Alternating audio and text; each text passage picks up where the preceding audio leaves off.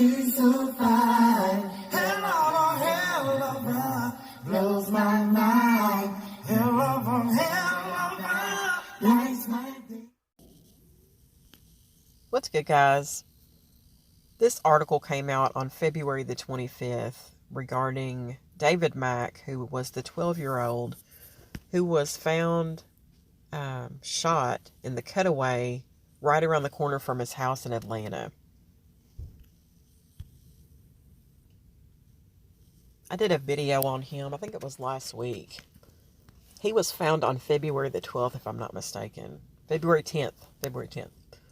This article is from 11 Alive. It says Atlanta police canvass for clues in killing of 12-year-old.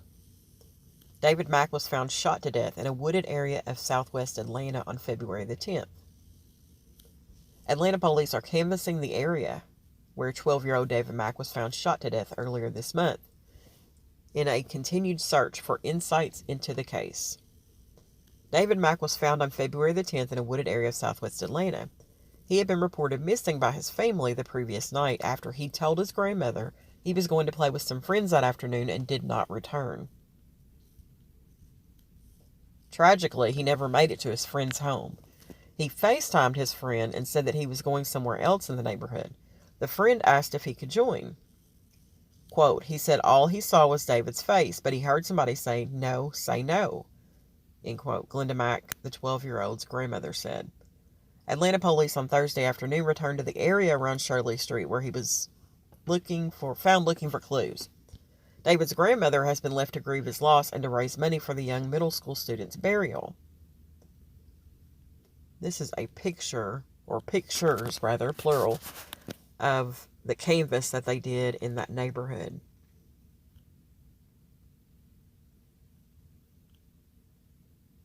They were stopping cars. That's his auntie. That's his grandmother, Miss Glenda. And this is just a residential neighborhood. And it's not a bad neighborhood. It looks like a very quiet street. That's a picture of his family. Quote, he said, love you, and I said, I love you too, and those were the last words I said to him, end quote, she said. People living in the area where David's body was found told 11 Alive they heard multiple bursts of gunfire on Tuesday. However, an Atlanta police major said they've received multiple conflicting reports regarding the time of the gunshots. Anybody with information is asked to call Crime Stoppers at 404-577-8477. Tipsters can remain anonymous. A reward of $10,000 is being offered for any information to help lead the suspects in the case. There looks like there's two videos. I'm going to play the first video and probably go right into the second one. Police are going door to door in a southeast Atlanta neighborhood looking for information after a young boy was killed.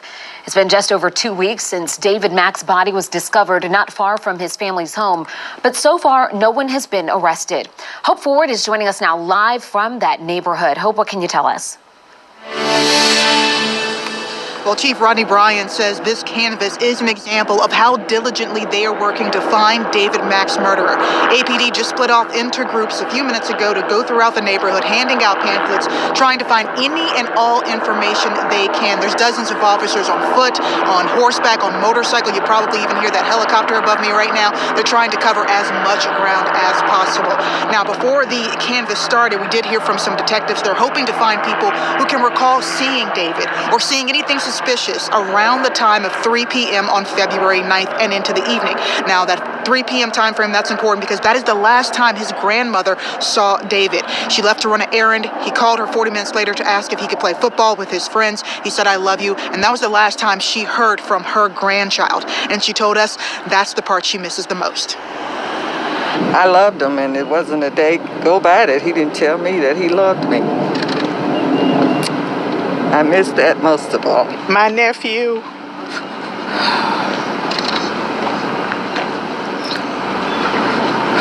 was the heart of our family. He called everybody. He kept in touch with everybody. So we're no longer going to get phone calls. He's no longer going to be able to check up on people. because somebody took him from us. And that was David's grandmother and aunt you just heard from. And you can hear and see just their pain. They had a vigil last Friday for him on what would have been his 13th birthday. So they're hoping that some sort of information comes out of this canvas so that they can find the person responsible, so they can stop living in fear, and so they can have a little bit of closure. Yeah, Hope, a lot of folks really hoping that we do find some new information. Police say they are following all leads. Do we know if they were able to offer up any new information about leads that they might be following? They did say that they had several leads. They are trying to put things together, nothing that they want to put out just yet. They did say that they have been told that David might have been with someone when he was leaving or around that time frame, so they're still trying to verify that information. All right, Hope Ford reporting for us. Thank you so much. This morning, police are still searching for answers after a 12-year-old boy is found shot to death in the woods. David Mack's family says he loves sports, hanging out with his friends. In fact, that's where he was going Tuesday afternoon when he didn't return home. Mara Sirianni joining us live outside Atlanta Police Headquarters with more on the investigation. And Mara, his heartbroken family is desperate to know what happened to him, right?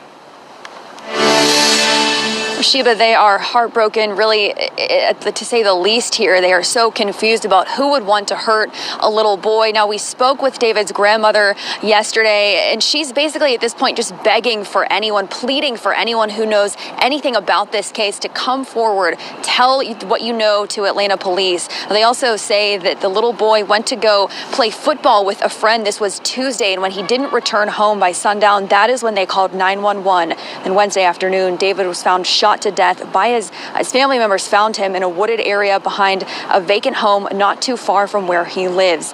Glenda Mack is the boy's grandmother, and although she calls him her son because she says she raised him, she tells 11 Alive he attended Young Middle School, he loved sports and technology. Glenda says the last words he ever said to her, "I love you." I didn't know of anything where somebody, was angry with him and wanting to do harm to him. No.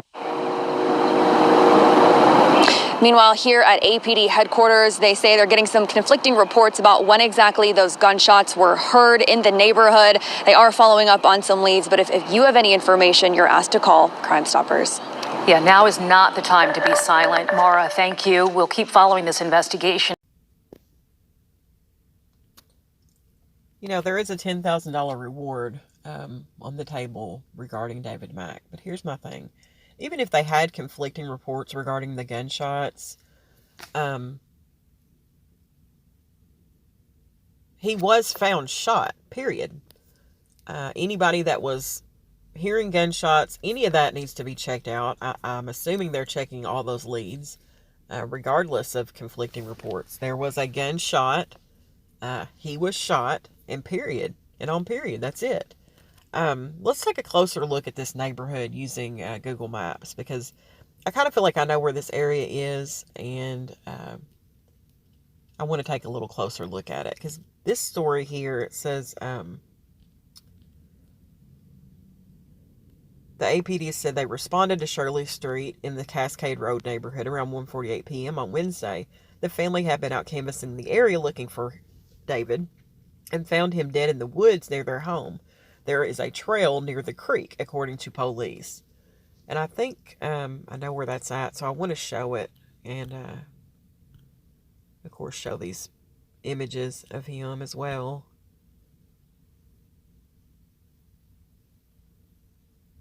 Somebody knows something in this case.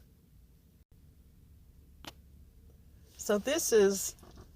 He lived on Beecher with his grandmother. And you can see the street sign there. This is where Beecher intersects with Shirley. And Shirley is where he was found. And it makes me wonder if it isn't right here in this little area. Let me scoot it up a little bit.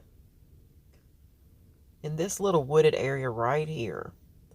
Because for the most part, Shirley is, house after house after house. But this little section here, it makes me wonder if it was over here. I'll scoot it up a little bit more. But this section is fairly wooded. I could see where kids might play in there. And yes, there's a house there, but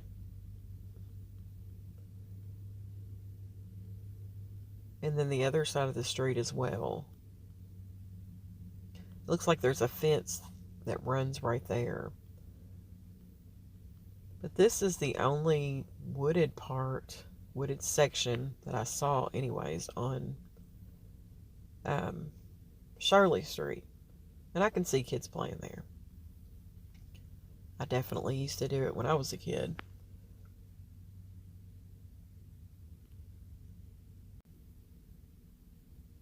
Now, there is this GoFundMe, which I will link in the description box of this video. They've raised $20,980.